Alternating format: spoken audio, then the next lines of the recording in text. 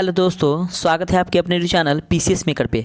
मैं मनीष आर्या आज फिर आप लोग के लिए टेस्ट लेके आया हूँ जो एडिटोरिया का। फ्रेंड्स आज हमारा लास्ट टेस्ट है, मतलब क्या फ्रेंड्स, देखिए आपका 15 मॉडल टेस्ट सीरीज है, ठीक है। तो फ्रेंड्स ये आपका 14 तक कंप्लीट हो चुका है फ्रेंड्स। तो आज का जो हमारा मॉडल टेस्ट है फ्रेंड्स 15 है, मतलब कि 15 और आज हमारा लास्ट टेस्ट है, ठीक है फ्रेंड्स। तो आते हैं अपने टेस्ट पे और देखते हैं कि आपका टेस्ट का आंसर क्या है, ठीक है फ्रेंड्स। और हाँ, आप अगर आपको टेस्ट देना तो प्लीज़ टेलीग्राम से ज्वाइन हो जाइए और आपको डेली 9 PM में आपको टेस्ट दिया जाता है, टॉपिक्स बाय हो या प्रैक्टिस हो, ठीक है। तो आते हैं फर्स्ट क्वेश्चन देखते हैं हमारा कि पृथ्वी पर सभी जीवन को बनाए रखना निम्न में से किस दिवस का वर्ष 2020 के लिए मुख्य विषय है।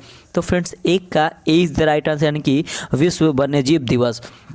तो पृथ्वी पर सभी जीवन को बनाए रखना विश्व वन्यजीव दिवस 2020 का मुख्य विषय था। यह विषय प्रत्येक वर्ष 3 मार्च को मनाया जाता है, ठीक है, याद रखिएगा। अगला क्वेश्चन देखिएगा, सेकेंड नंबर क्वेश्चन है आपका कि बहुपक्षीय देशों का सैन्य अभ्यास मिलन 2020 कहाँ संपन्न हुआ। तो 2 का C is the right answer, यानी कि विशाखापट्टनम और आंध्र प्रदेश में। तो फ्रेंड्स देखिएगा कि विशाखापट्टनम आंध्र प्रदेश में हुआ। तो बहुपक्षीय देशों के सैन्य अभ्यास मिलन 2020 का आयोजन विशाखापट्टनम आंध्र प्रदेश में मार्च 2020 में किया गया था। अगला क्वेश्चन है 3 नंबर कि जून 2020 में माइकल मार्टिन किस देश के नए प्रधानमंत्री चुने गए। तो 3 का B is the right answer, यानी कि आयरलैंड। तो माइकल मार्टिन आयरलैंड के नए प्रधानमंत्री चुने गए। आयरलैंड की संसद के निचले सदन की विशेष बैठक में 27 जून को डबलिन में हुए मतदान में उन्हें प्रधानमंत्री चुना गया। कहाँ पे हुआ था, तो याद रखिएगा डबलिन। अगला क्वेश्चन देखिएगा 4th नंबर है कि किस राज्य में 150 से अधिक लाइकेन प्रजाति के साथ भारत का पहला लीचेन पार्क स्थापित किया गया है। तो 4 का C is the right answer, कि उत्तराखंड। तो उत्तराखंड के पिथौरागढ़ में भारत का पहला लीचेन पार्क स्थापित किया गया है, जिसमें 150 से अधिक लाइकेन की प्रजातियां हैं। अगला क्वेश्चन है 5 नंबर कि किस भारतीय अर्थशास्त्री को जर्मन बुक का प्रतिष्ठित शांति पुरस्कार प्रदान किया गया है। तो 5 का C is the right answer, यानी कि अमर्त्य सेन को। तो भारत के प्रमुख अर्थशास्त्री अमर्त्य सेन को जर्मन बुक ट्रेड का प्रतिष्ठित शांति पुरस्कार प्रदान किया गया है। अमर्त्य सेन को 1998, याद रखिएगा 1998 में नोबेल पुरस्कार तथा 1999 यानी कि 1919 में भारत रत्न से सम्मानित किया गया था। तो ये भी आप पॉइंट नोट डाउन कर लीजिएगा, ठीक है। अगला क्वेश्चन है 6 नंबर कि 36वां आसियान शिखर सम्मेलन 2020 कहाँ आयोजित किया गया। तो 6 का D is the right answer, यानी कि वियतनाम में। तो फ्रेंड देखिएगा कि 1 जुलाई 2020 को 36वां आसियान शिखर सम्मेलन का आयोजन वीडियो कॉन्फ्रेंसिंग के जरिए वियतनाम के हनोई में किया गया। आसियान दक्षिण पूर्वी एशियाई राष्ट्रों का संगठन है जिसमें 10 सदस्य देश हैं। अगला क्वेश्चन है 7 नंबर कि यूएन नेल्सन मंडेला पुरस्कार 2020 निम्न में से किसे दिया गया। तो 7 का A is the right answer, यानी कि मोरियाना कॉमेट को। तो यूएन नेल्सन मंडेला पुरस्कार 2020 गिनी के मोरियाना कॉमेट एवं ग्रीस के मारियाना नॉयनिस को प्रदान किया गया, ठीक है। तो ये दोनों नाम आप लोग याद रखिएगा। अगला क्वेश्चन है 8 नंबर कि हाल ही में किस अंतरिक्ष एजेंसी के मुख्यालय का नाम मैरी जैक्सन के नाम पर रखने का निर्णय लिया गया है। तो 8 का friends C is the right answer, यानी कि नासा। तो फ्रेंड्स याद रखिएगा कि अमेरिकी अंतरिक्ष एजेंसी नासा ने वाशिंगटन DC में स्थित मुख्यालय का नाम बदलकर मैरी जैक्सन के नाम पर रखने का निर्णय लिया है। वे नासा की पहली अफ्रीकी अमेरिकी और श्वेत महिला इंजीनियर है। अगला क्वेश्चन देखिएगा 9 नंबर क्वेश्चन है आपका कि ई पंचायत पुरस्कार 2020 में किस राज्य को प्रथम स्थान प्राप्त हुआ। तो 9 का A is the right answer, यानी कि हिमाचल प्रदेश। तो केंद्रीय पंचायती राज मंत्रालय द्वारा ई एप्लीकेशन के प्रभावी क्रियान्वयन हेतु हिमाचल प्रदेश ने ई पंचायत पुरस्कार 2020 में प्रथम स्थान प्राप्त किया था।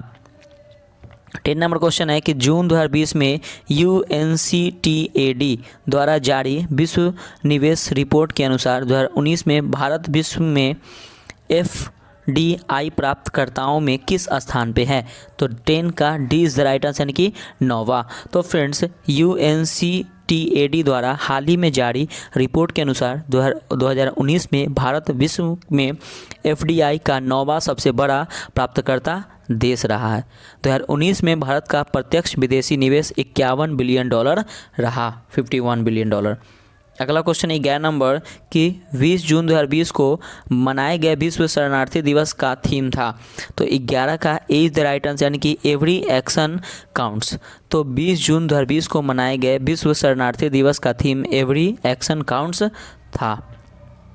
अगला क्वेश्चन है 12 नंबर। क्वेश्चन है फ्रेंड्स 12 नंबर, क्या इनविंसिबल अ ट्रिब्यूट टू मनोहर पारिकर पुस्तक किसके द्वारा लिखी गई? तो 12 का C is the right answer यानी कि तरुण विजय के द्वारा। तो इनविंसिबल ए ट्रिब्यूट टू मनोहर पारिकर पुस्तक तरुण विजय द्वारा लिखी गई है, जो मनोहर पारिकर के जीवन पर आधारित है। इसका विमोचन मार्च 2020 में राजनाथ सिंह के द्वारा किया गया था। अगला क्वेश्चन है 13 नंबर कि world women rapid chess championship 2019 का खिताब किसने जीता? तो 13 का B is the right answer कि कोनेरू हम्पी ने। तो फ्रेंड्स कि कोनेरू हम्पी भारतीय शतरंज खिलाड़ी है जिन्होंने दिसंबर 2019 में रूस में आयोजित world women rapid chess championship का खिताब जीता। अगला क्वेश्चन है 14 नंबर कि हाल ही में ETRSS उपग्रह का प्रक्षेपण चीन के अंतरिक्ष स्टेशन से किया गया। यह किस देश का पहला उपग्रह है? तो 14 का C is the right answer यानी कि इथियोपिया। तो फ्रेंड्स ETRSS इट्रेस उपग्रह इथियोपिया का पहला उपग्रह है जिसे चीन के अंतरिक्ष स्टेशन से दिसंबर 2019 में प्रक्षेपित किया गया। अगला क्वेश्चन है 15 नंबर कि किस राज्य ने वंदे उत्कल जननी को राज्यगीत का दर्जा प्रदान किया है? तो 15 का C is the right answer यानी कि उड़ीसा। तो उड़ीसा सरकार ने वंदे उत्कल जननी को राज्यगीत का दर्जा प्रदान किया है। अगला क्वेश्चन देखिए फ्रेंड्स 16 नंबर क्वेश्चन है आपका कि मई 2020 में किस राज्य के प्रसिद्ध काले चावल को GI टैग प्रदान किया गया है? तो 16 का D is the right answer यानी कि मणिपुर। तो मणिपुर के ब्लैक राइस को GI टैग प्रदान किया गया है। अगला क्वेश्चन है 17 नंबर कि फरवरी 2020 में किस देश के साथ भारत ने रीयूनियन द्वीप समूह में P-8 एयरक्राफ्ट द्वारा संयुक्त गश्त का आयोजन किया? तो 17 का B is the right answer हो जाएगा यानी कि फ्रांस। तो पहली बार भारत और फ्रांस ने अंतर्राष्ट्रीय समुद्री मार्गों की सुरक्षा बनाए रखने हेतु फ्रेंच नेवी के कर्मियों के साथ रीयूनियन द्वीप समूह में संयुक्त अभ्यास किया। अगला क्वेश्चन 18 नंबर की 14वें दक्षिण एशियाई खेल का आयोजन कहाँ प्रस्तावित है? तो 18 का C is the right answer यानी कि पाकिस्तान। तो 14वें दक्षिण एशियाई खेल का आयोजन वर्ष 2021 में पाकिस्तान में प्रस्तावित होगा। अगला क्वेश्चन है 19 नंबर कि अर्जुन पुरस्कार 2020 से सम्मानित दिव्य काकरान का संबंध किस खेल से है? तो 19 का D is the right answer यानी कि कुश्ती। तो फ्रेंड देखिएगा कि अर्जुन पुरस्कार 2020 से सम्मानित दिव्य काकरान का संबंध कुश्ती से है। अगला क्वेश्चन है 20 नंबर कि जनवरी 2020 में भारत ने होर्मुज शांति पहल में हिस्सा लिया। इसका आयोजन कहाँ किया गया था? तो 20 का A is the right answer यानी कि ईरान। तो ईरान के तेहरान में आयोजित होर्मुज शांति पहल में भारत ने हिस्सा लिया। इसका उद्देश्य होर्मुज जल संधि में स्थिरता बनाए रखना है। होर्मुज जल संधि फारस तथा ओमान खाड़ी के मध्य स्थित है। अगला क्वेश्चन है 21 नंबर कि वर्ष 2023 में पुरुष हॉकी विश्व कप का आयोजन कहाँ किया जाएगा? तो 21 का C is the right answer यानी कि भारत में। तो पुरुष हॉकी विश्व कप 2023 का आयोजन भारत में होगा, लेकिन ओडिशा में किया जाएगा, भारत के ओडिशा राज्य में किया जाएगा। अगला क्वेश्चन है 22 नंबर कि भारत का पहला सजीव पाल कला संग्रहालय किस राज्य में स्थापित किया जाएगा? तो 22 का A is the right answer यानी कि कर्नाटक। तो भारत का पहला जीवित पाल कला संग्रहालय कर्नाटक में स्थापित किया जाएगा। अगला क्वेश्चन है 23 नंबर कि सितंबर 2020 में किस संगठन के द्वारा कृतज्ञ हैकाथन का आयोजन किया गया? तो 23 का C is the right answer यानी कि भारतीय कृषि अनुसंधान परिषद। तो फ्रेंड्स देखिएगा कि भारतीय कृषि अनुसंधान परिषद द्वारा सितंबर 2020 में राष्ट्रीय कृषि उच्च शिक्षा परियोजना के तहत कृतज्ञ किया गया। इसका उद्देश्य महिलाओं के अनुकूल कृषि उपकरणों के विकास एवं कृषि क्षेत्र में मशीनीकरण के लिए प्रौद्योगिकी समाधान को बढ़ावा देना है। अगला क्वेश्चन है 24 नंबर क्वेश्चन है कि किस भारतीय हवाई अड्डे को देश का पहला सिंगल यूज प्लास्टिक्स मुक्त हवाई अड्डा घोषित किया गया। तो 24 का A is the right answer यानी कि इंदिरा गांधी अंतर्राष्ट्रीय हवाई अड्डा। तो फ्रेंड्स देखिएगा कि दिल्ली स्थित इंदिरा गांधी अंतर्राष्ट्रीय हवाई अड्डा देश का पहला सिंगल यूज प्लास्टिक मुक्त हवाई अड्डा बन गया। अगला क्वेश्चन देखिएगा 25 नंबर क्वेश्चन है आपका कि विश्व बैंक ने नमामि गंगे कार्यक्रम में जरूरी सहयोग को बढ़ाने और गंगा नदी की कायाकल्प करने के लिए भारत सरकार के साथ कितने मिलियन डॉलर के ऋण समझौते पर हस्ताक्षर किए।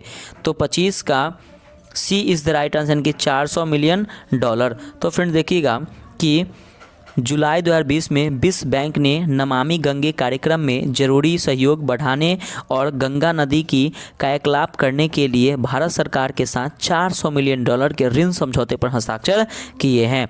अगला क्वेश्चन है 26 नंबर क्वेश्चन देखिएगा कि विश्व व्यापार संगठन का 25वां ऑब्जर्वर देश बन गया है। तो 26 का A is the right answer यानी कि तुर्कमेनिस्तान। तो फ्रेंड्स देखिएगा कि जुलाई 2020 में विश्व व्यापार संगठन जनरल काउंसिल के मध्य एशियाई देश तुर्कमेनिस्तान को ऑब्जर्वर का दर्जा दिए जाने की घोषणा की है। तुर्कमेनिस्तान इस संगठन का 25वां ऑब्जर्वर देश बन गया है। अगला क्वेश्चन है 27 नंबर कि प्रधानमंत्री नरेंद्र मोदी ने किस देश के राष्ट्रपति यू विन मिंत के साथ सामाजिक आर्थिक विकास पर ध्यान केंद्रित करते हुए 10 समझौते पर हस्ताक्षर किए। तो 27 का A is the right answer यानी कि म्यांमार। तो प्रधानमंत्री नरेंद्र मोदी ने म्यांमार के राष्ट्रपति यू विन मिंत के साथ व्यापक बातचीत की और दोनों देशों ने म्यांमार के सामाजिक आर्थिक विकास पर ध्यान केंद्रित करते हुए गुरुवार 27 फरवरी को 10 समझौते पर हस्ताक्षर किए। अगला क्वेश्चन 28 नंबर कि अप्रैल 2020 में किस देश के द्वारा नूर नामक सैन्य उपग्रह का सफलतापूर्वक प्रक्षेपण किया गया। तो फ्रेंड्स 28 का B is the right answer यानी कि ईरान। तो फ्रेंड्स ईरान के द्वारा नूर नामक सैन्य उपग्रह का अप्रैल 2020 में सफलतापूर्वक प्रक्षेपण किया गया। अगला क्वेश्चन देखिएगा 29 नंबर कि सतत विकास लक्ष्य सूचकांक 2020 में भारत को कौन सा स्थान प्राप्त हुआ। तो 29 का D is the right answer यानी कि 117वां। तो जून 2020 में सतत विकास समाधान नेटवर्क और द्वारा जारी किए गए सतत विकास लक्ष्य सूचकांक 2020 में भारत को 117वां स्थान प्राप्त हुआ। स्वीडन इस सूची पर पहला स्थान है, स्वीडन। अगला क्वेश्चन देखिए 30 नंबर कि जनवरी 2020 में किस देश को G77 की अध्यक्षता हस्तांतरित की गई। तो 30 का C is the right answer यानी कि गुयाना। तो जनवरी 2020 में गुयाना को G77 की अध्यक्षता हस्तांतरित की गई। G77 विश्व के विकासशील देशों का संगठन है। अगला क्वेश्चन देखिए 31 नंबर की निम्नलिखित में से कौन सा कर संघ द्वारा लगाया जाता है और राज्य द्वारा एकत्र और विनियोजित किया जाता है। तो 31 का A is the right answer यानी कि स्टाम्प ड्यूटी। तो स्टाम्प ड्यूटी संघ द्वारा लगाया जाता है और राज्य द्वारा एकत्र और विनियोजित किया जाता है। अगला क्वेश्चन देखिएगा 32 नंबर क्वेश्चन है आपका कि इनलैंड मछली के उत्पादन में बिहार का स्थान है। तो 32 का राइट आंसर हो जाएगा फ्रेंड्स ऑप्शन नंबर डी यानी कि चौथा। तो इनलैंड मछली के उत्पादन में बिहार देश में चौथे स्थान पर है। 33 नंबर क्वेश्चन है आपका कि विश्व व्यापार संगठन के शासन के तहत सबसे पसंदीदा राष्ट्र खंड निम्नलिखित में के सिद्धांत पर आधारित है। तो 33 का A is the right answer यानी कि राष्ट्रों के बीच गैर भेदभाव। तो फ्रेंड्स देखिएगा कि विश्व व्यापार संगठन के शासन के तहत सबसे पसंदीदा राष्ट्र खंड राष्ट्रों के बीच गैर भेदभाव के सिद्धांत पर आधारित है।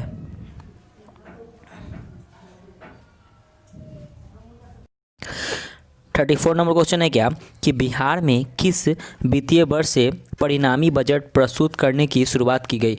तो फ्रेंड्स 34 का जो राइट आंसर हो जाएगा ऑप्शन नंबर बी यानी कि 2006 से 2007। तो बिहार में परिणामी बजट प्रस्तुत करने की शुरुआत वित्तीय वर्ष 2006 से 7 से की गई। अगला क्वेश्चन देखिएगा 35 नंबर क्वेश्चन है आपका कि IMF का मुख्य कार्य है। तो IMF का मुख्य कार्य क्या है। तो 35 का B is the right answer यानी कि सदस्य देशों की भुगतान समस्याओं के संतुलन को हल करने में मदद करना। तो ठीक है फ्रेंड्स, तो आईएमएफ का मुख्य कार्य जो है वो क्या है, तो सदस्य देशों की भुगतान समस्याओं के संतुलन को हल करने में मदद करना। ठीक है फ्रेंड्स, नेक्स्ट क्वेश्चन देखिएगा। 36 नंबर क्वेश्चन है आपका कि हॉट मनी शब्द का उपयोग किसके लिए किया जाता है। तो 36 का D is the right answer, यानी कि विदेशी पोर्टफोलियो निवेश के लिए। तो फ्रेंड्स देखिएगा कि हॉट मनी वह निवेश है जो वित्तीय बाजारों के बीच जल्दी से स्थानांतरित हो सकता है। विदेशी पोर्टफोलियो निवेश को हॉट मनी माना जाता है। ठीक है फ्रेंड्स, नेक्स्ट क्वेश्चन देखिएगा। 37 नंबर क्वेश्चन है कि किसी देश के भुगतान संतुलन का व्यवस्थित रिकॉर्ड है। तो क्या है, तो 37 का ए इज द राइट आंसर, यानी कि सामान्य रूप से एक वर्ष की अवधि के दौरान देश के सभी आयात और निर्यात लेन देन। तो किसी देश के भुगतानों का संतुलन किसी विशेष अवधि में किसी देश और शेष विश्व के निवासियों के बीच सभी आर्थिक लेन देन का रिकॉर्ड है। अगला क्वेश्चन देखिएगा। 38 नंबर क्वेश्चन है फ्रेंड्स आपका कि निम्नलिखित में से कौन सा पूंजी खाता नहीं है। तो 38 का C is the right answer, यानी कि निजी प्रेषण। तो फ्रेंड्स कि निजी प्रेषण चालू खाते का हिस्सा है, याद रखिएगा। ठीक है, अगला क्वेश्चन देखिएगा। 39 नंबर क्वेश्चन है आपका कि भारतीय रुपयों की पूंजी खाता परिवर्तनीयता का अर्थ है। तो क्या अर्थ है, तो 39 का C is the right answer, यानी कि वित्तीय परिसंपत्तियों में व्यवहार के उद्देश्य से किसी भी विदेशी मुद्रा से भारतीय रुपये का आदान प्रदान किया जा सकता है।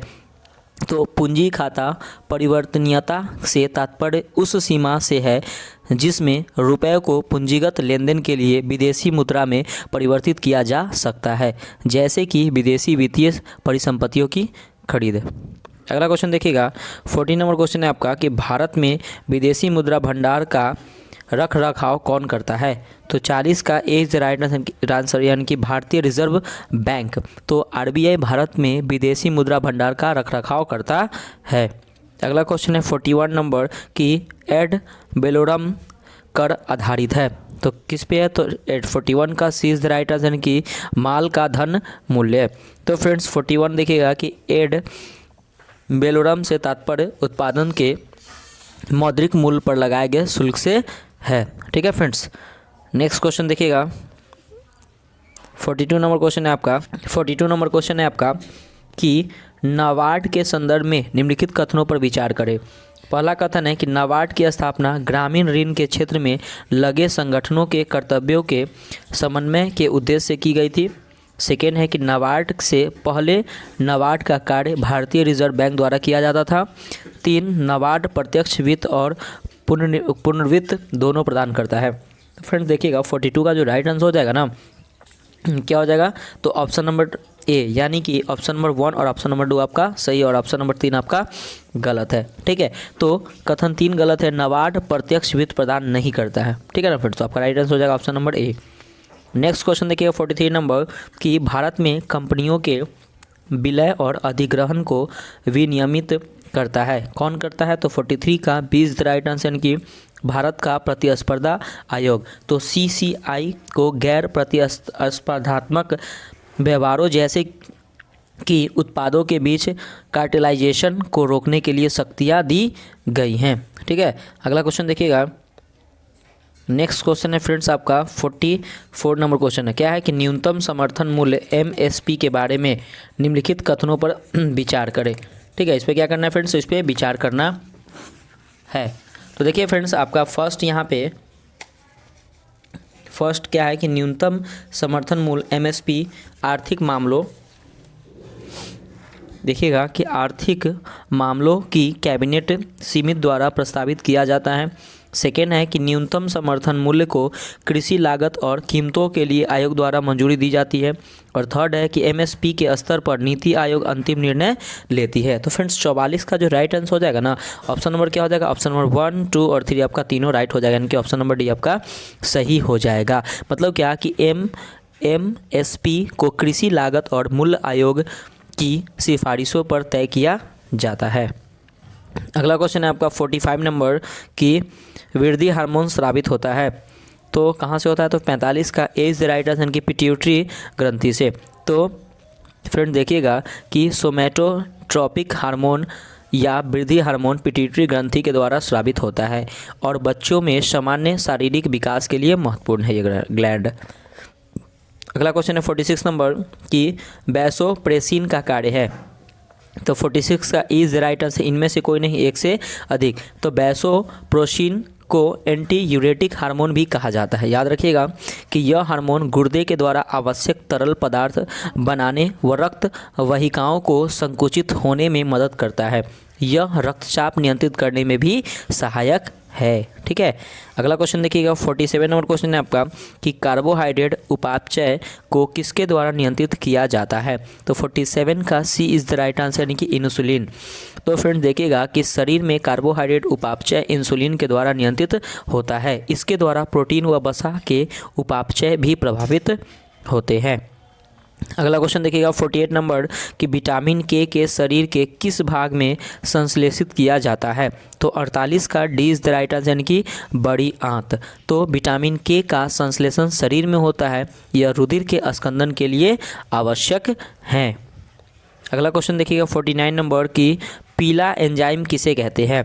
तो 49 का ए इज द राइट आंसर कि विटामिन B2 को। तो पीला एंजाइम विटामिन B2 जिसको हम लोग कहते हैं राइबोफ्लोविन, याद रखिए राइबोफ्लेविन कहते हैं, विटामिन B2 को कहते हैं, ये भी याद रखिए। अगला क्वेश्चन देखिएगा 50 नंबर क्वेश्चन है आपका कि मानव शरीर में क्रेनियल तंत्रिकाओं की संख्या कितनी है। तो फ्रेंड्स 50 का ए इज द राइट आंसर की 12 जोड़ी। तो क्रेनियल तंत्रिका ऐसी तंत्रिकाएं हैं जिनका उद्गम सीधे मस्तिष्क से होता है। मानव शरीर में 12 जोड़ी क्रेनियल तंत्रिका पाई जाती है। अगला क्वेश्चन है 51 नंबर कि निम्नलिखित में से कौन सा खाद्य श्रृंखला का सही क्रम है। तो 51 का फ्रेंड्स सही क्रम क्या है, ऑप्शन नंबर यानी कि घास, कीट, मेढक, सर्प, गरुड़। तो देखिए फ्रेंड्स कि घास के कीटों द्वारा खा लिया जाता है, जिन्हें मेढक खा लेते हैं, मेढक को सर्प और सर्प को गरुड़ खा लेता है। तो फ्रेंड्स ये आपका सही क्रम है। अगला क्वेश्चन है 52 नंबर कि जल में वायु का बुलबुला किसकी भांति व्यवहार करता है। तो फ्रेंड्स 52 का C is the right answer यानी कि अवतल लेंस के। तो फ्रेंड्स देखिएगा कि पानी में डूबा वायु का बुलबुला अवतल लेंस की भांति व्यवहार करता है। अगला क्वेश्चन देखिएगा 53 नंबर कि ताप के निम्न में से किस पैमाने में ऋणात्मक मान नहीं होता है। तो 53 का B is the right answer यानी कि केल्विन। तो केल्विन पैमाने का मान कभी ऋणात्मक नहीं होता है।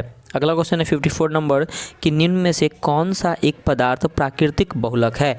तो फ्रेंड्स 54 का राइट आंसर हो जाएगा ऑप्शन नंबर ई, यानी कि इनमें से कोई नहीं, एक से अधिक।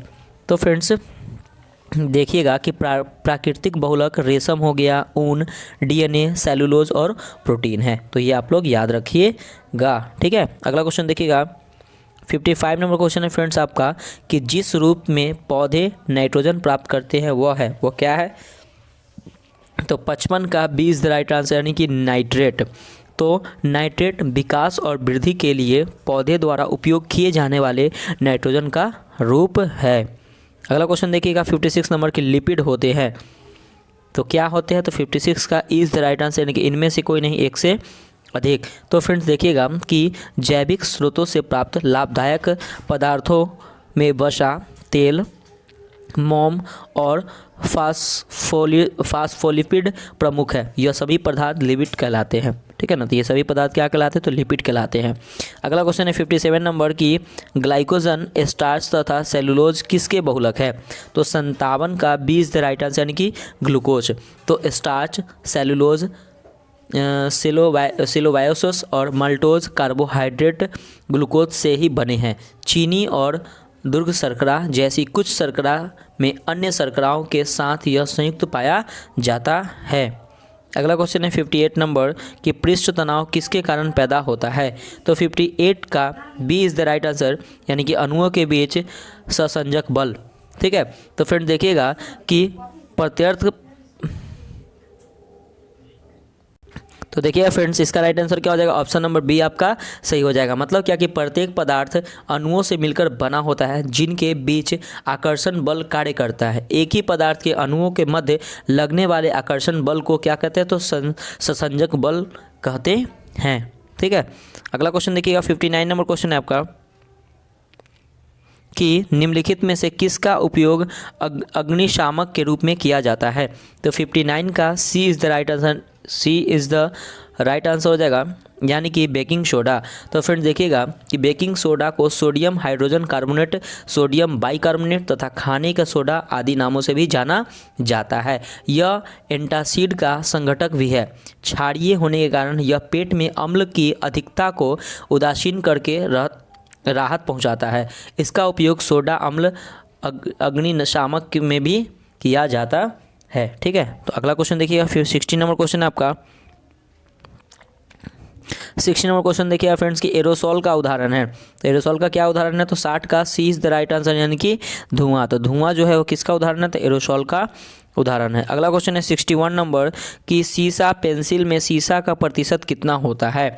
तो 61 का A is the right answer, यानी कि 0%। तो सीसा पेंसिल में सीसा नहीं होता है। जब ग्रेफाइट को मोम के साथ मिलाया जाता है तो सीसा पेंसिल बनता है। अगला क्वेश्चन है 62 नंबर कि वयस्क पुरुषों में आरबीसी की सामान्य संख्या कितनी होती है। तो 62 का D is the right answer, कि 5.4 मिलियन। तो फ्रेंड्स देखिएगा कि वयस्क पुरुषों में आरबीसी की संख्या 5.4 मिलियन होता है और वयस्क महिलाओं में आरबीसी की संख्या कितनी होती है, तो याद रखिएगा 4.8 मिलियन होता है। ये याद रखिएगा फ्रेंड्स, ठीक है, पुरुष और महिला दोनों। अगला क्वेश्चन है 63 नंबर कि प्रकाश का रंग निर्धारित होता है उसके किस पे निर्धारित होता है। तो 63 का B is the right answer, यानी कि तरंग दैर्ध्य से। तो फ्रेंड्स देखिएगा कि प्रकाश के रंग का निर्धारण उसके तरंग दैर्ध्य से होता है। भिन्न भिन्न रंग के प्रकाश का तरंग दैर्ध्य भिन्न भिन्न होता है। अगला क्वेश्चन देखिएगा 64 नंबर कि निम्न में से कौन सा वायु का अकार्बनिक गैसीय प्रदूषक है।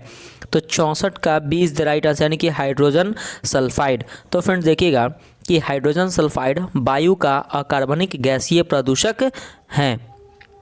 अगला क्वेश्चन है 65 नंबर कि मानव शरीर में विटामिन ए संचित रहता है। तो कहाँ रहता है, तो 65 का B is the right answer, यानी कि यकृत में। तो मानव शरीर के यकृत यानी कि लीवर में विटामिन ए की मात्रा काफ़ी संचित रहती है। ठीक है, अगला क्वेश्चन देखिएगा फ्रेंड्स 66 नंबर क्वेश्चन है आपका कि पुष्प में नर लैंगिक अंग कौन से है। तो 66 का B is the right answer, यानी कि पुंकेसर। तो पुरुष के मादा जनन अंग है स्त्री केसर और नर लैंगिक जनन अंग है पुंकेसर। ठीक है, और इस स्त्री केसर के अंतर्गत वर्तिकांग और अंडाशय आते हैं और पुंकेसर के अंतर्गत आते हैं परागकोश, परागकण और तंतु। ठीक है, अगला क्वेश्चन देखिए फ्रेंड्स 67 नंबर क्वेश्चन है आपका कि सेंधा नमक में कौन सा खनिज होता है। तो 67 का B is the right answer, यानी कि सोडियम। तो साधारण नमक सेंधा नमक का रासायनिक सूत्र NaCl है। इसमें मुख्यतः सोडियम Na पाया जाता है। अगला क्वेश्चन देखिए फ्रेंड्स, अब देखिए यहाँ पे फ्रेंड्स 68 से आपका मैथ्स और रीजनिंग का क्वेश्चन यहाँ पे स्टार्ट होता है। तो देखिए 68 नंबर, 69 नंबर फ्रेंड्स, ये 70, 71, 72, 73, 74, 75 फ्रेंड्स, इसको आप बना लीजिएगा। मैं PDF फॉर्म में आपको वीडियो में लास्ट में अपलोड कर दूंगा। 76, नेक्स्ट देखिए फ्रेंड्स 77 और ये फ्रेंड्स 78 से आपका क्वेश्चन आ गया है GK/GS का। देखते हैं 78 नंबर क्वेश्चन कि भारत में उच्च न्यायालय के न्यायाधीश को पद की शपथ दिलवाते हैं। कौन दिलवाते हैं फ्रेंड्स, तो 78 का B is the right answer, यानी कि राज्य के राज्यपाल। तो भारतीय संविधान के अनुच्छेद 219 के तहत भारत में उच्च न्यायालय के न्यायाधीश को राज्य के राज्यपाल द्वारा पद की शपथ दिलाई जाती है।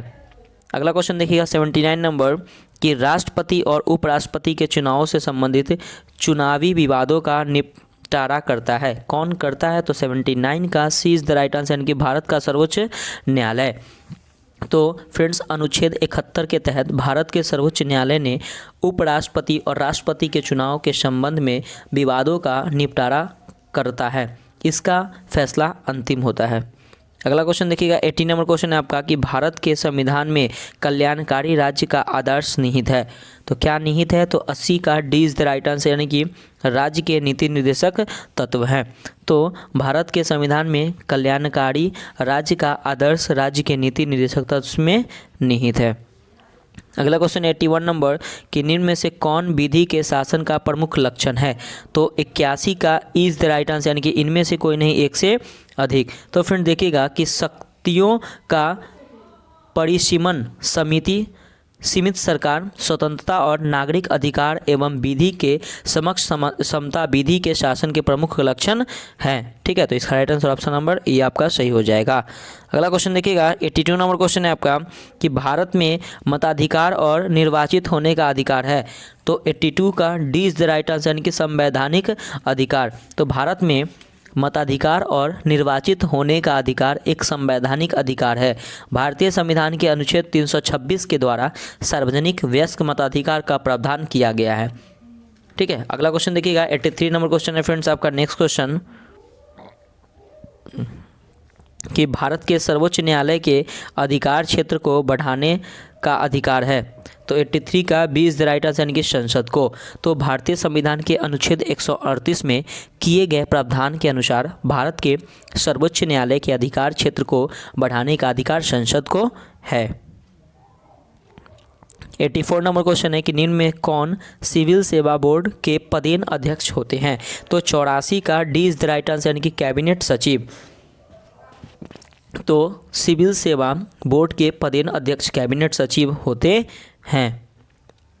नेक्स्ट क्वेश्चन है फ्रेंड्स आपका 85 नंबर क्वेश्चन देखिएगा कि निम्नलिखित में से कौन भारत के संविधान के तहत नागरिकों का मौलिक कर्तव्य है।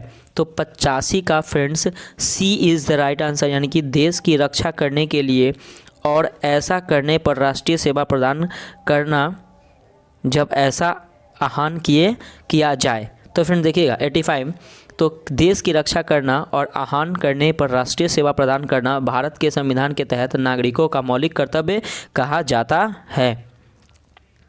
अगला क्वेश्चन देखिए फ्रेंड्स 86 नंबर क्वेश्चन है कि निषेध का रीट उच्चतम उच्च न्यायालय द्वारा जारी किया जाता है। तो 86 का देखिएगा इसका राइट आंसर हो जाएगा ऑप्शन नंबर ए, यानी कि एक अवर न्यायालय या अधिकरण को उसके अधिकार क्षेत्र से अधिक या प्राकृतिक न्याय के नियमों के विपरीत कार्य करने से रोकना। ठीक है फ्रेंड्स, तो देखिएगा 86 क्या हो जाएगा कि निषेध का रीट उच्चतम या उच्च न्यायालय द्वारा अफसर न्यायालय या अधिकरण को उसके समक्ष लंबित मामलों में उसके अधिकार क्षेत्र से अधिक या प्राकृतिक न्याय के नियमों के विपरीत कार्य करने से रोकने के लिए जारी किया जाता है। उन दोनों मामलों में जारी किया जाता है जहां अधिकार क्षेत्र की अधिकता होती है और जहां अधिकार क्षेत्र का अभाव होता है। ठीक है फ्रेंड्स, नेक्स्ट क्वेश्चन देखिएगा 87 नंबर क्वेश्चन है आपका कि लोकसभा के अध्यक्ष को पद से हटाया जा सकता है। तो 87 का देखिएगा D is the right answer, यानी कि लोकसभा के सभी सदस्यों के बहुमत से पारित प्रस्ताव द्वारा। तो फ्रेंड देखिएगा कि लोकसभा के अध्यक्ष को सदन के सभी सदस्यों द्वारा बहुमत से पारित एक प्रस्ताव द्वारा हटाया जा सकता है। अगला क्वेश्चन देखिएगा 88 नंबर क्वेश्चन है आपका कि भारत का संविधान गणतंत्रात्मक है क्योंकि यह क्या है। तो यह कोई वंशागत तत्व नहीं है। तो ऑप्शन नंबर डी आपका सही हो जाएगा। तो फ्रेंड देखिएगा कि भारत का संविधान गणतंत्रात्मक है क्योंकि इसमें कोई वंशानुगत तत्व नहीं है। इसका मतलब राज्य के प्रमुख का चुनाव किया जाता है। एक गणतंत्र एक संप्रभुत्व राज्य या देश है जिसमें सत्ता राज्य के निर्वाचित प्रमुखों में रहती है, न कि वंशानुगत प्रमुख में। अगला क्वेश्चन 89 नंबर कि बिहार में 1857 के आंदोलन के दौरान किन क्षेत्रों के जमींदारों ने ईस्ट इंडिया कंपनी की सहायता दी थी। तो 89 का इज द राइट आंसर, कि इनमें से कोई नहीं एक से अधिक। तो फ्रेंड देखिएगा तो हथुआ हो गया, पंडौल हो गया, बेतिया हो गया और दरभंगा हो गया। तो फ्रेंड देखिएगा जितने सभी क्षेत्रों के जमींदार ने 1857 के विद्रोह विरुद्ध अंग्रेज़ों की सहायता की थी। ठीक है, अगला क्वेश्चन देखिएगा 90 नंबर क्वेश्चन आपका कि किन के नेतृत्व में क्रांतिकारियों ने वायसराय लॉर्ड हार्डिंग की हत्या का असफल प्रयास किया। तो 90 का इज द राइट आंसर, यानी कि इनमें से कोई नहीं एक से अधिक। तो फ्रेंड्स देखिएगा कि रास बिहारी बोस और सचिन सान्याल, याद रखिएगा सचिन सान्याल और रास बिहारी बोस के नेतृत्व में क्रांतिकारियों ने वर्ष 1912 में वायसराय लॉर्ड हार्डिंग की हत्या का असफल प्रयास किया था। कब? तो 1912 1912 ईस्वी में। अगला क्वेश्चन है 91 नंबर की बहावी आंदोलन का उद्देश्य था। तो 91 का इज द राइट आंसर, यानी कि इनमें से कोई नहीं एक से अधिक। तो देखिए फ्रेंड्स कि सामाजिक सुधार बहावी आंदोलन का उद्देश्य था, धार्मिक सुधार बहावी आंदोलन का उद्देश्य था, मुसलमानों पर पड़ने वाला पाश्चात्य प्रभाव का विरोध और भारत में ब्रिटिश सत्ता का की समाप्ति। तो ये सब फ्रेंड्स जो भी आपका ऑप्शन है वो सभी किसका है, तो बहावी आंदोलन से जुड़े थे। 92 नंबर क्वेश्चन है आपका कि शुंग शासकों ने अपनी राजधानी कहाँ स्थापित की थी, तो 92 का ए इज द राइट आंसर यानी कि विदिशा। तो फ्रेंड देखिएगा कि शुंग शासकों ने अपनी राजधानी विदिशा में स्थापित की थी। अगला क्वेश्चन देखिएगा 93 नंबर कि बिहार में नोनिया विद्रोह जो 1778 से 1800 ईस्वी के मध्य हुआ था के दौरान निम्न में से कौन सा क्षेत्र प्रभावित हुआ, तो 93 का इज द राइट आंसर हो जाएगा, इनकी इनमें से कोई नहीं, एक से अधिक। तो फ्रेंड देखिएगा कि नोनिया एक सामाजिक जाति विशेष के लोग थे जो मुख्यतः सोडा बनाने का काम करते थे। उन्होंने उपयुक्त सभी जगह पर अंग्रेज़ों के खिलाफ विद्रोह किया था। सारण हो गया, पूर्णिया, वैशाली और कटिहार। अगला क्वेश्चन है 94 नंबर कि मुगल काल में निम्न में से किस व्यवस्था के अंतर्गत खड़ी फसल के आधार पर लगान का अनुमान लगाकर वसूली की जाती थी, तो 94 का C is the right answer यानी कि नस्क। तो मुगल काल में खड़ी फसल के आधार पर लगान का अनुमान लगाकर वसूली की व्यवस्था नस्क कहलाती थी। अगला क्वेश्चन है 95 नंबर कि बिहार को मुगल साम्राज्य के प्रांत का दर्जा दिया गया, कब दिया गया, तो 95 का C is the right answer यानी कि 1580 ईस्वी में। तो अकबर के समय में सन 1575 से 1576 ईस्वी में बंगाल एवं बिहार को मुगल साम्राज्य के अधीन लाया जा सकता था और 1580 ईस्वी में बिहार को मुगल साम्राज्य के प्रांत का दर्जा प्रदान किया गया और मानसिंह आगे चलकर बिहार के सूबेदार नियुक्त हुए थे, 1580 में बिहार प्रांत बनने के तुरंत बाद नहीं। अगला क्वेश्चन है 96 नंबर की कांग्रेस सम्मेलनों को शिक्षित भारतीयों के वार्षिक राष्ट्रीय मेले की संज्ञा किसने दी, तो 96 का friends C is the right answer यानी कि लाला लाजपत राय ने। तो फ्रेंड देखिएगा कि लाला लाजपत राय ने कांग्रेस सम्मेलनों को शिक्षित भारतीयों के वार्षिक राष्ट्रीय मेले की संज्ञा दी थी। 97 नंबर क्वेश्चन है कि बिहार आने वाला पहला अंग्रेज यात्री कौन था, तो 97 का C is the right answer यानी कि राल्फ फिंच। तो फ्रेंड्स देखिएगा कि अंग्रेज व्यापारी एवं यात्री राल्फ फिंच ने 1580 के दशक में अकबर के समय में व्यापारिक संभावनाओं का पता लगाने के लिए बिहार के क्षेत्रों का दौरा किया था। ऐसा करने वाला वह पहला अंग्रेज था। अगला क्वेश्चन है 98 नंबर की युद्ध जिसमें भारत में मुस्लिम शक्ति की स्थापना हुई, तो 98 का B is the right answer यानी कि तराइन का द्वितीय युद्ध। तो फ्रेंड देखिएगा कि 1192 ईस्वी में तराइन के द्वितीय युद्ध में मोहम्मद गौरी द्वारा पृथ्वीराज चौहान की पराजय के बाद भारत में मुस्लिम शक्ति की स्थापना हुई। यह युद्ध भारतीय इतिहास के लिए अत्यंत महत्वपूर्ण था। अगला क्वेश्चन है 99 नंबर की शेरशाह ने विशुद्ध चांदी एवं तांबे के सिक्के का प्रचलन किया था। चांदी एवं तांबे के सिक्के का क्रमशः नाम था, तो 99 का C is the right answer कि रुपया एवं दाम था। तो देखिए शेरशाह की मुद्रा व्यवस्था अत्यंत विकसित थी। इसने शुद्ध चांदी का रुपया 180 ग्रेन तथा तांबे का दान 380 ग्रेन चलाया था। रुपया एवं दाम की विनिमय 1:64 थी। दिनार सोने के सिक्के का मध्यकाल में प्रचलित नाम था। अगला क्वेश्चन देखिए फ्रेंड्स 100 नंबर क्वेश्चन है आपका कि सूची 1 और सूची 2 के साथ सम्मिलित कीजिए तथा सूचियों के नीचे दिए गए कूट का प्रयोग करके सही उत्तर का चयन कीजिए। तो देखिए फ्रेंड्स आपका 100 का राइट आंसर हो जाएगा, देखिएगा कि बाबर। तो फ्रेंड्स यहाँ पे क्या है, तो यहाँ पे बाबर है, तो राइट आंसर हो जाएगा बाबर किससे है, तो काबुल। ठीक है, बाबर हो गया काबुल। और उसके बाद देखिएगा कि अकबर, तो अकबर क्या हो गया, सिकंदर। ठीक है, और उसके बाद क्या है आपका जहांगीर। तो फ्रेंड्स जहांगीर क्या हो जाएगा आपका, तो जहांगीर हो जाएगा लाहौर।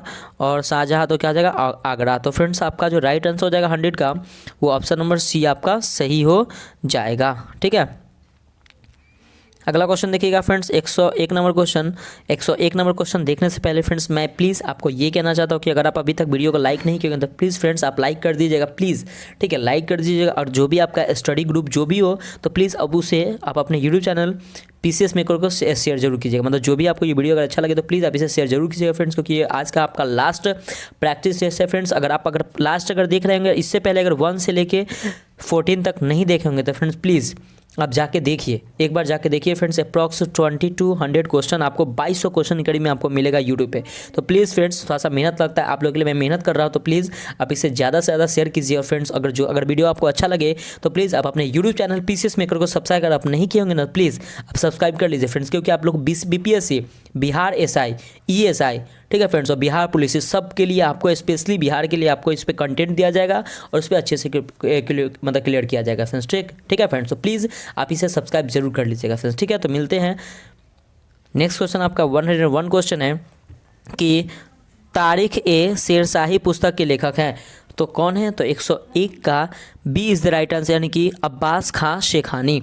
तो फ्रेंड देखिएगा कि तारिक ए शेरशाही मध्यकालीन भारत की ऐतिहासिक जानकारी के लिए महत्वपूर्ण स्रोत है, जिसकी रचना अब्बास खां शेखानी के द्वारा की गई थी।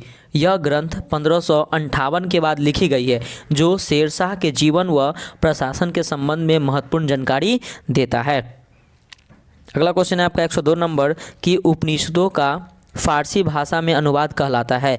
तो 102 का 20 द राइट आंसर, यानी कि सिर ए अकबर। तो फ्रेंड्स उपनिषदों को फारसी भाषा में अनुवाद द्वारा सिखों द्वारा सिर ए अकबर नाम से किया गया था।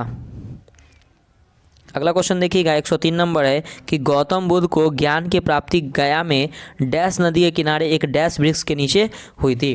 तो 103 का इज़ द राइट आंसर, यानी कि इनमें से कोई नहीं, एक से अधिक। तो फ्रेंड्स देखिएगा कि फल्गु तथा निरंजना याद रखिएगा, फल्गु तथा निरंजना एक ही नदी के दो नाम हैं, अतः विकल्प बी और डी दोनों सही है, अतः अभिष्ट उत्तर क्या हो जाएगा? ई हो जाएगा, ठीक है ना। तो ये आप याद रखिएगा। अगला क्वेश्चन देखिएगा 104 नंबर क्वेश्चन है कि फिरोज शाह तुगलक के संदर्भ में निम्नलिखित में से कौन सा कथन सही नहीं है। तो फ्रेंड्स 104 का जो फ्रेंड्स आपका जो सही होगा ना वो कौन सही नहीं है फ्रेंड्स? तो देखिएगा मैं पढ़ रहा हूँ कि वह भारत में नहरों का सबसे बड़ा जाल का निर्माण करने के लिए प्रसिद्ध है, ये सही है। उसने दीवान ए खैरात विभाग को स्थापित किया था, जो गरीब मुसलमानों, अनाथ स्त्रियों एवं विधवाओं को आर्थिक सहायता देता था। वह हक ए शर्ब नामक सिंचाई कर लगाने वाला दिल्ली का पहला सुल्तान था। उसे अशोक के 2 स्तंभों को मेरठ एवं चोपड़ा से दिल्ली लाने का श्रेय दिया जाता है। तो फ्रेंड्स आपका जितने भी ऑप्शन है फ्रेंड्स वो आपका सभी ऑप्शन आपका राइट है, ठीक है। अगला क्वेश्चन देखिएगा 105 नंबर क्वेश्चन है आपका कि किस सुल्तान के काल में खालसा भूमि अधिक पैमाने पर विकसित हुई। तो 105 का friends B is the right answer, यानी कि अलाउद्दीन खिलजी। तो खालसा भूमि अर्थात राज्य के सीधे नियंत्रण में आने वाली भूमि अलाउद्दीन की राजस्व और लगान स्वास्थ्य का मुख्य उद्देश्य एक शक्तिशाली और निरंकुश राजा की स्थापना करना था। अगला क्वेश्चन 106 नंबर कि हम बहुत बड़ी भूल करेंगे यदि हम बिहार की जनता और उसके मंत्रिमंडल को लीग के नेताओं के हिंसक व असभ्य आक्रमणों के आगे रक्षित छोड़ देंगे। तो वर्ष 1946 में यह बात किसने कही थी? तो 106 का C is the right answer, यानी कि सरदार वल्लभ भाई पटेल ने यह बात कही थी। अगला क्वेश्चन देखिएगा 107 नंबर क्वेश्चन है आपका कि मगध के कन्नव वंश का संस्थापक कौन था। तो 107 का D is the right answer की वसुदेव। तो फ्रेंड देखिएगा कि शुंग वंश का अंतिम शासक देवभूति की हत्या कर उसके सचिव वसुदेव ने कन्नव वंश की स्थापना याद रखिए 75 ईस्वी पूर्व में की थी 75। अगला क्वेश्चन देखिएगा 108 नंबर है क्या कि किनके द्वारा लंदन में ब्रिटिश इंडिया सोसाइटी की स्थापना की गई। तो 108 का D is the right answer, यानी कि विलियम एडम्स। तो फ्रेंड्स देखिएगा कि लंदन में ब्रिटिश इंडिया सोसाइटी की स्थापना 1839 यानी कि 1839 में विलियम एडम्स ने की थी। अगला क्वेश्चन देखिएगा 109 नंबर क्वेश्चन है आपका कि 16 एक कुल का सिद्धांत किसके द्वारा प्रतिपादित किया गया था। तो 109 का C is the right answer यानी कि अकबर। तो अकबर की धार्मिक नीति का मूल उद्देश्य सार्वभौमिक सहिष्णुता था। उसे ही सुलह ए कुल की नीति अर्थात सभी के साथ शांतिपूर्ण व्यवहार का सिद्धांत भी कहा जाता है।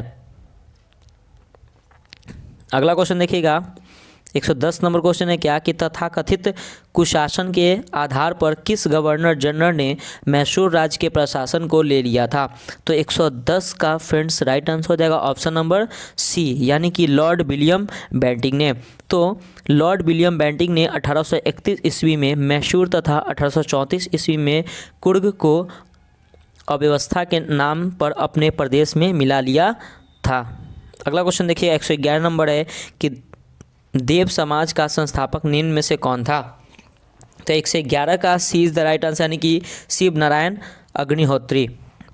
तो फ्रेंड देखिएगा कि देव समाज के संस्थापक शिव नारायण अग्निहोत्री थे। इसकी स्थापना 1887 यानी कि 1887 ईस्वी में लाहौर में की गई थी। अगला क्वेश्चन है 112 नंबर कि विधवा पुनर्विवाह अधिनियम किसके शासन में क्रियान्वित किया गया। तो 112 का B is the right answer यानी कि लॉर्ड कैनिंग। तो फ्रेंड देखिएगा कि 1856 ईस्वी में लॉर्ड कैनिंग के शासनकाल में विधवा पुनर्विवाह अधिनियम क्रियान्वित किया गया। कब? तो 1856 ईस्वी, याद रखिएगा। अगला क्वेश्चन 113 नंबर कि निम्न युग्मों में कौन सा सही सुमेलित है। तो 113 का फ्रेंड जो आपका राइट आंसर हो जाएगा ना वो ऑप्शन नंबर ए यानी कि लॉर्ड कॉर्नवालिस अस्थाई बंदोबस्त। तो देखिए फ्रेंड्स यहाँ पे क्या हो जाएगा कि आपका right answer option number A आपका सही हो जाएगा। ठीक है फ्रेंड। और यहाँ पे फ्रेंड देखिए आपका ये ऑप्शन है उसको देखिएगा कि यहाँ पे चतुराई पूर्ण निष्क्रियता। तो यहाँ पे लॉर्ड वेलेस्ली नहीं होगा फ्रेंड्स, आपका यहाँ पे होगा चतुराई पूर्ण निष्क्रियता जो है वो लॉर्ड लॉरेंस, याद रखिए लॉर्ड लॉरेंस ने की थी। अगला देखिए फ्रेंड्स यहाँ पे क्या है कि सहायक संधि। तो सहायक संधि का है तो लॉर्ड वेलेस्ली, याद रखिए लॉर्ड वेलेस्ली, लॉर्ड डलहौजी नहीं लॉर्ड वेलेस्ली रखिएगा याद। और नेक्स्ट है कि भारतीय राष्ट्रीय कांग्रेस की स्थापना, तो लॉर्ड डीटन नहीं तो लॉर्ड डफरिन, याद रखिए लॉर्ड डफरिन। तो राइट आंसर ऑप्शन नंबर आपका सही हो जाएगा। अगला क्वेश्चन 114 नंबर कि निम्नलिखित में से किन व्यक्तियों ने द्वितीय गोलमेज सम्मेलन में भाग लिया। तो किसने भाग लिया था। तो 114 का फ्रेंड्स राइट आंसर हो जाएगा कि महात्मा गांधी जी ने, सरोजिनी नायडू ने और मदन मोहन मालवीय ने भाग लिया था। तो right answer option number D आपका सही हो जाएगा। तो 1931 के द्वितीय गोलमेज सम्मेलन में गांधी जी अकेले कांग्रेस का प्रतिनिधित्व कर रहे थे। शासन ने सरोजिनी नायडू और मदन मोहन मालवीय को व्यक्तिगत रूप से सम्मेलन में भाग लेने के लिए मनोनीत किया। अगला क्वेश्चन 115 नंबर कि 1904 ईस्वी में क्रांतिकारियों की गुप्त संस्था अभिनव भारत का गठन किया। तो कब किसने किया। तो 115 का C is the right answer V D. Savarkar ने। तो फ्रेंड देखिएगा कि अभिनव भारत नामक क्रांतिकारी संगठन की स्थापना वी.डी. सावरकर ने 1904 ईस्वी में की थी। ठीक है, याद रखिएगा 1904 ईस्वी में। और वी.डी. सावरकर ने नासिक में मित्र मेला नामक संस्था की स्थापना 1899 ईस्वी में की, जो एक गुप्त सभा अभिनव भारत के रूप में परिणत हो गई। नेक्स्ट क्वेश्चन है फ्रेंड्स आपका 116 नंबर क्वेश्चन देखिएगा कि अगस्त सन 1923 के बनारस हिंदू महासभा के अधिवेशन की अध्यक्षता किसने की। तो 116 का ए इज द राइट आंसर यानी कि स्वामी श्रद्धानंद ने। तो स्वामी श्रद्धानंद आर्य समाज से जुड़े थे तथा उन्होंने हिंदू महासभा की उत्पत्ति में काफ़ी योगदान किया। अगस्त सन 1923 में बनारस हिंदू महासभा के अधिवेशन की अध्यक्षता इन्होंने की थी। अगला क्वेश्चन 117 नंबर कि 14 जून 1947 को कांग्रेस की दिल्ली अधिवेशन में भारत के विभाजन का प्रस्ताव स्वीकृत हुआ। इस अधिवेशन के अध्यक्षता निम्न में से अध्यक्ष कौन थे। तो 117 का C is the right answer यानी कि आचार्य जे.बी. कृपलानी। तो फ्रेंड्स 14 जून 1947 को भारतीय राष्ट्रीय कांग्रेस की दिल्ली में आयोजित अधिवेशन की अध्यक्षता आचार्य जे.पी. कृपलानी ने की थी। अगला क्वेश्चन देखिएगा 118 नंबर क्वेश्चन है आपका कि बंग भंग विरोधी आंदोलन का प्रारंभ किस तिथि से हुआ? तो 118 का friends right answer option number C सही हो जाएगा, यानी कि 16 अक्टूबर 1905 को। तो भंग विरोधी आंदोलन का प्रारंभ 16 अक्टूबर 1905 से हुआ। अगला क्वेश्चन देखिएगा, 119 नंबर क्वेश्चन है आपका कि गांधी के नाम के पहले महात्मा जोड़ा गया। कब जोड़ा गया? तो 119 का ए इज द राइट आंसर, यानी कि चंपारण सत्याग्रह के दौरान। तो चंपारण सत्याग्रह की सफलता को देखते हुए रविंद्रनाथ टैगोर द्वारा उन्हें महात्मा की उपाधि दी गई थी। किसके द्वारा? तो रविंद्रनाथ टैगोर जी के द्वारा। अगला क्वेश्चन 120 नंबर कि निम्नलिखित में से किस एक नए सन 1857 में हाउस ऑफ कॉमन्स में एक याचिका प्रस्तुत करते हुए ब्रिटिश संसद में भारत के प्रत्यक्ष प्रतिनिधित्व की मांग की? तो 120 का ए इज द राइट आंसर, यानी कि दी डक्कन एसोसिएशन ने मांग की थी। अगला क्वेश्चन 121 नंबर कि कांग्रेसी नेताओं द्वारा मोंटेग्यू चैम्सफोर्ड रिपोर्ट की निंदा करने पर कई नरमपंथियों ने पार्टी छोड़कर निम्न में से कौन सी पार्टी का गठन किया? तो 121 का D is the right answer, यानी कि इंडियन नेशनल लिबरल फेडरेशन। तो फ्रेंड देखिएगा कि कांग्रेसी नेताओं द्वारा मोंटेग्यू चैम्सफोर्ड रिपोर्ट की निंदा करने पर कई नरमपंथियों ने पार्टी छोड़कर एक अलग इंडियन नेशनल लिबरल फेडरेशन नामक दल बनाया। इसके अध्यक्ष सुरेंद्र नाथ बनर्जी जी थे। अगला क्वेश्चन देखिएगा, 122 नंबर क्वेश्चन है आपका कि निम्नलिखित में से किसने वर्नाक्यूलर प्रेस एक्ट निरस्त किया? तो 122 का B is the right answer, यानी कि लॉर्ड रिपन ने। तो फ्रेंड देखिएगा कि वर्नाकुलर प्रेस एक्ट को मुंह बंद करने वाला कानून कहकर काफ़ी आलोचना की गई। इसको 1882 ईस्वी में लॉर्ड रिपन ने निरस्त घोषित कर दिया गया। कब? तो 1882 ईस्वी में। अगला क्वेश्चन 123 नंबर कि किस कांग्रेस सत्र में कार्यकारी कमेटी को सविनय अवज्ञा आंदोलन प्रारंभ करने का अधिकार दिया गया था? तो फ्रेंड्स 123 का B is the right answer, यानी कि लाहौर सत्र।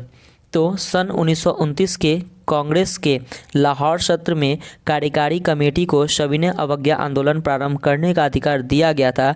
इस आंदोलन में कर न अदा करना भी शामिल था। अगला क्वेश्चन देखिएगा 124 नंबर कि वर्ष 1907 में भिकाजी कामा जो भारत की आज़ादी का ध्वज फहराने वाली प्रथम व्यक्ति थी ने कहाँ ध्वज फहराया था? तो 124 का B is the right answer, यानी कि स्टुटगार्ट में।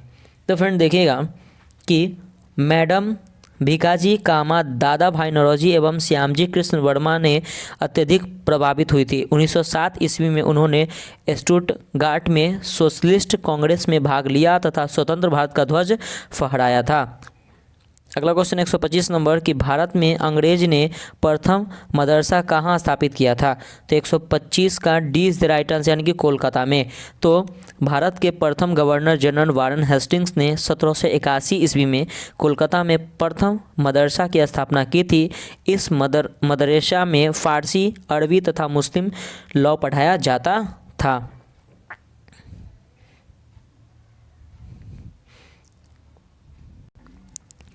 126 नंबर क्वेश्चन है फ्रेंड्स कि सर्वस्टेस ऑफ इंडिया सोसाइटी के संस्थापक कौन थे?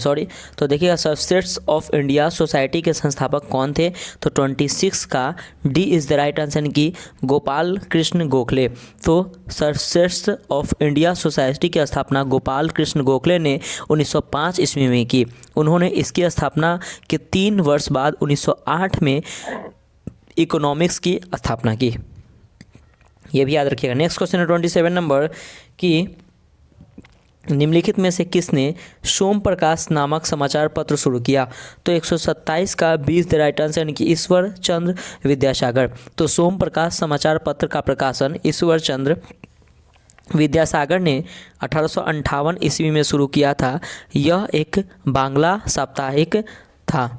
ठीक है। अगला क्वेश्चन देखिए फ्रेंड्स, 128 नंबर क्वेश्चन है आपका कि आज़ाद हिंद सरकार के निर्माण की घोषणा की गई। तो कब की गई? तो 128 का C is the right answer, यानी कि 21 अक्टूबर 1943 को। तो 21 अक्टूबर 1943 ईस्वी को आज़ाद हिंद सरकार की स्थापना सुभाष चंद्र बोस द्वारा सिंगापुर में की गई, जिसे जापान एवं जर्मनी ने तुरंत मान्यता दी थी।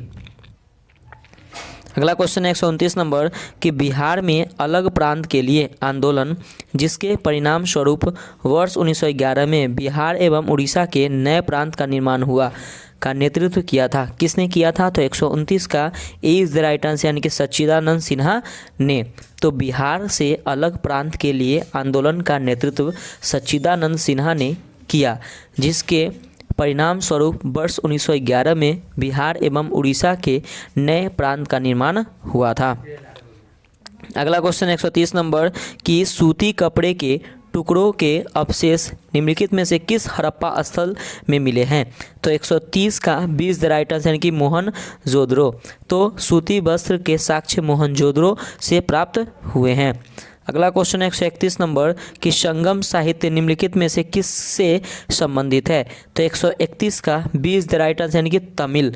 तो फ्रेंड देखिएगा कि तमिल के प्राचीनतम रचनाओं को संगम साहित्य कहते हैं। इसकी रचना लगभग 2300 वर्ष पूर्व की गई थी।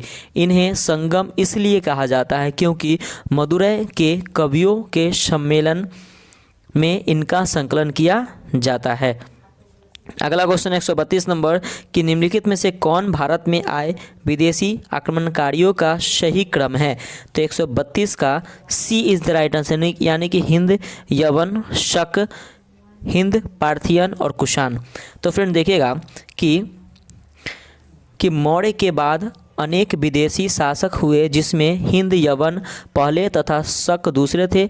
शकों के बाद हिंद, पार्थियन या पल्लव और उसके बाद कुषाणों का शासन स्थापित हुआ। अगला क्वेश्चन है 133 नंबर की कांचीपुरम निम्नलिखित में से किस राज्य की राजधानी है? तो 133 का C is the right answer यानी कि पल्लव। तो पल्लवों की राजधानी कांचीपुरम थी। पल्लवों का राजा कांचीपुरम के आसपास के क्षेत्रों से लेकर कावेरी नदी के डेल्टा तक फैला था। अगला क्वेश्चन देखिएगा 134 नंबर कि अरब यात्री इब्न बतूता किस सुल्तान के काल में भारत आया? तो 134 का 20 द राइट आंसर यानी कि मोहम्मद बिन तुगलक। तो इब्न बतूता मोहम्मद बिन तुगलक के काल में भारत आया था। अगला क्वेश्चन 135 नंबर की ऑक्सीटोसिन हार्मोन का स्राव किस ग्रंथि से होता है? तो 135 का C is the right answer की पीयूष ग्रंथि। तो ऑक्सीटोसिन हार्मोन का स्राव पीयूष ग्रंथि से होता है। यह प्रसव एवं दुग्ध स्राव में सहायक करता है। 136 नंबर क्वेश्चन है कि हाइड्रा में अलैंगिक जनन निम्न में से किसके द्वारा होता है?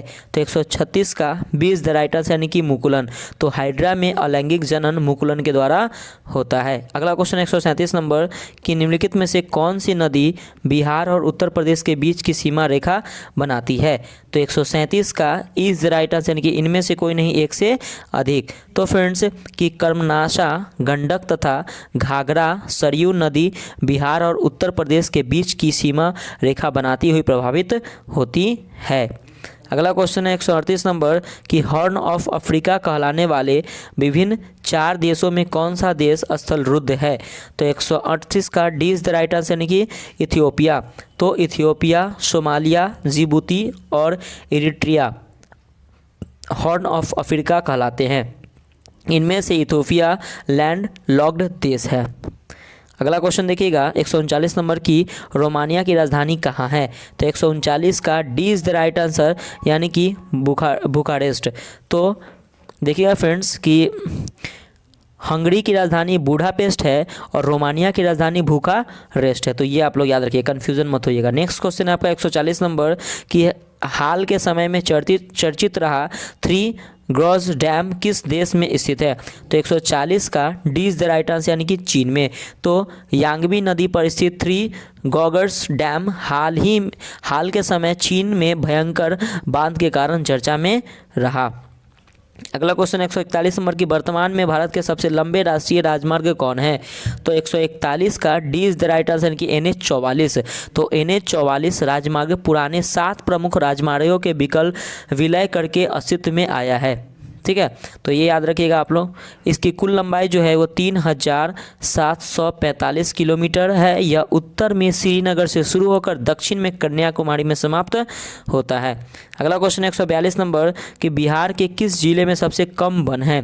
तो 142 का C is the right answer यानी कि जहानाबाद।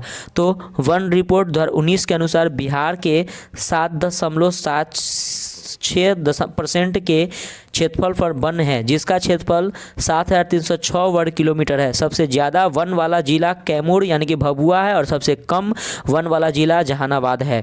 तो ये आप लोग याद रखिएगा। अगला क्वेश्चन है आपका 43 नंबर क्वेश्चन देखिएगा कि रेगुड़ या काली मिट्टी का सर्वाधिक विस्तार किस राज्य में है? तो 143 का 20 द राइट आंसर यानी कि महाराष्ट्र में। तो रेगुड़ मिट्टी को काली मिट्टी, कपासी मिट्टी भी कहा जाता है। यह मुख्यतः महाराष्ट्र, कर्नाटक, गुजरात एवं मध्य प्रदेश में पाई जाती है, जबकि इसका सर्वाधिक विस्तार आपको महाराष्ट्र में देखने को मिलता है। अगला क्वेश्चन 144 नंबर की मलक्का जल संधि में आने जाने की सुविधाएं हैं। तो 144 का D is the right answer यानी कि अंडमान सागर से दक्षिण चीन सागर तक। तो फ्रेंड देखिएगा कि मलक्का जल संधि मलाया प्रायद्वीप और सुमात्रा द्वीप को जोड़ता है। यह अंडमान सागर से दक्षिण चीन सागर में जाने का प्रमुख मार्ग है।